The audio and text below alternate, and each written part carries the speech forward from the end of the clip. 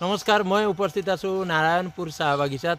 ইয়াতে সঁচাকৈ ভাল লগা পৰিৱেশ, কাৰণ চাৰিওফালে গছ গছনি আমি দেখিবলৈ পাইছোঁ। অসংখ্য গছ গছনি, যিটো আমি ভাল পাওঁ। আমি গছ বন লতা সেই সকলোবোৰেই ভাল পাওঁ, যিহেতু মানৱ জাতিৰ কল্যাণৰ কাৰণে গছ বন লতা সকলো লাগে। নহ'লে আমাৰ প্ৰকৃতি ক্ৰমাৎ ধ্বংসৰ দিশে গতি কৰিব, সেয়া আমি সকলোৱে অনুভৱ কৰিছোঁ। গতিকে আমি দেখি ভাল পাইছোঁ। ইয়াতে অসংখ্য গছ গছনি। নাৰায়ণপুৰ চাহ বাগিচা কৰ্তৃপক্ষৰ এই যি প্ৰচেষ্টা, আমি তেওঁলোকৰ এই প্ৰচেষ্টাক আমি আদৰণি জনাইছোঁ। সকলোবোৰ চাহ বাগিচা এই ব্যৱস্থা লোৱা উচিত।